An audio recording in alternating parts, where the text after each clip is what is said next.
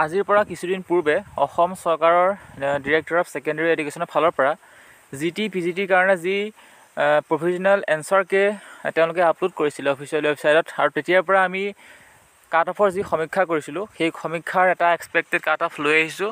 প্ৰায় 2000 পৰা 3000 মানুহৰ ওপৰত ভিত্তি কৰি আজি এটা কাট অফৰ ভিডিঅ' লৈ অহা হৈছে। একেবাৰে শেষলৈকে চাই থাকিব।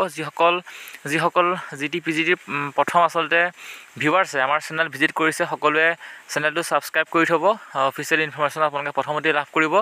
সকলোৱে লাইক এটা কৰি দিব ভিডিঅ'টি, আৰু আপোনালোকৰ কিমান নাম্বাৰ পাইছে সেই নাম্বাৰটো কিন্তু কমেণ্ট কৰি জনাব। আমি প্ৰায় 2000 পৰা 3000 ওপৰত আমি যি সমীক্ষা কৰিলোঁ সেই সমীক্ষাৰ ওপৰত বেছ কৰি ভিডিঅ'টো প্ৰস্তুত কৰা হৈছে। আচলতে কিমান যাব পাৰে বা আপোনাৰ ছেফ মাৰ্কটো কিমান, এক্সামটো দিছে আৰু আপোনাৰ যিটো মাৰ্কছ সেই মাৰ্কছটোৱে কভাৰ কৰিব নে নকৰে সেইটো আচলতে বহুতে নিজক সুধি থাকে।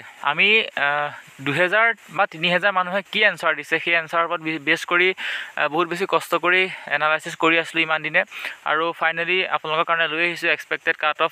আপোনালোকৰ কিমান ওলাইছে, মেইনলি আপোনালোকৰ যিটো নাম্বাৰ সেই নাম্বাৰটো কিন্তু কমেণ্ট বক্সত পিন কৰক। তেতিয়া সকলোৰে কাৰণে হেল্প হ'ব, ইজনে সিজনৰ আচলতে নাম্বাৰটো গম পাব।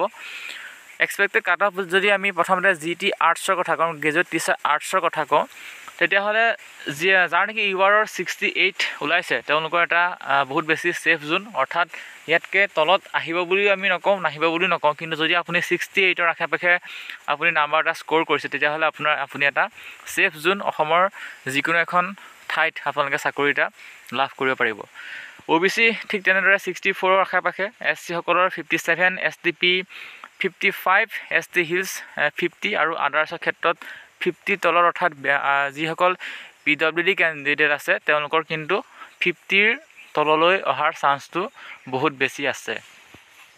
ঠিক সেইদৰে জিটি ছায়েন্সৰ ক্ষেত্ৰত আৰ্টছৰ প্ৰায় সমকক্ষ বুলিয়ে ক'ব পাৰি, 2-এটা নাম্বাৰ হয়তো হেৰফেৰ হ'ব।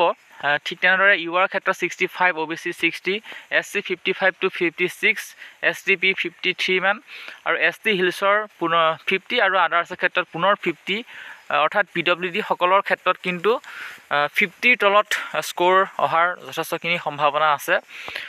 জিটি মেথছৰ ক্ষেত্ৰত কিন্তু নাম্বাৰ অকণমান কমাৰ সম্ভাৱনা আছে বাকী আৰ্টছ আৰু আপোনাৰ যিটো ছায়েন্সতকৈ।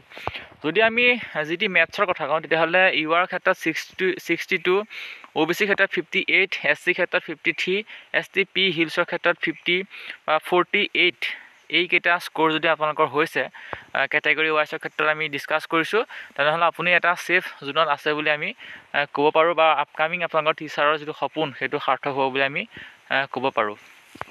ঠিক তেনেদৰে হিন্দী আৰু সংস্কৃতৰ ক্ষেত্ৰত যদি কওঁ তেতিয়াহ'লে দেখিব যে ইউআৰৰ ক্ষেত্ৰত 65 মান, OBCৰ ক্ষেত্ৰত 58 to 60, SCৰ ক্ষেত্ৰত 55 to 55ৰ ওপৰত, ST হিলছৰ ক্ষেত্ৰত 50 আৰু ST প্লেনৰ ক্ষেত্ৰত 55তকৈ যদি আপোনাৰ ওপৰত নাম্বাৰ স্ক'ৰ হৈছে তেতিয়াহ'লে আপুনি এটা ছেফ জোনত আছে বুলি আচলতে ক'ব পাৰি।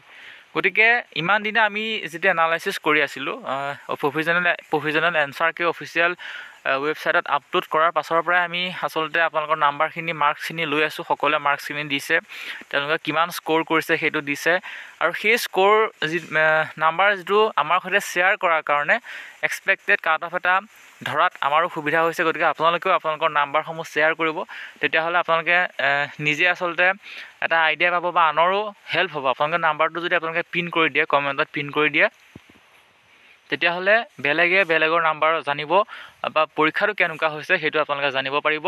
ইমান দিনে আমি দিয়া নাছিলোঁ কিয় আমি সমীক্ষাটো লৈ আছিলোঁ। আমি বেছি মানুহে ভোট কৰালে আমি ৰৈ আছিলোঁ, বহু বেছি এনালাইচিছ কৰিছোঁ। প্ৰায় 3000 মানুহে পোল দিছে, কমিউনিটি পোষ্টে হওক, আমি গোটেইখিনি ছ'চিয়েল মিডিয়াত আমি খুচৰি বিষয়সমূহ চাই পেলাই আপোনালোকৰ কাৰণে কাট অফটো আগবঢ়াইছোঁ। সকলোৱে ভিডিঅ'টো লাইক এটা কৰিব। শেষত নতুনকৈ আমাৰ চেনেল ভিজিট কৰিছে যদি ছাবস্ক্ৰাইব কৰি থ'ব।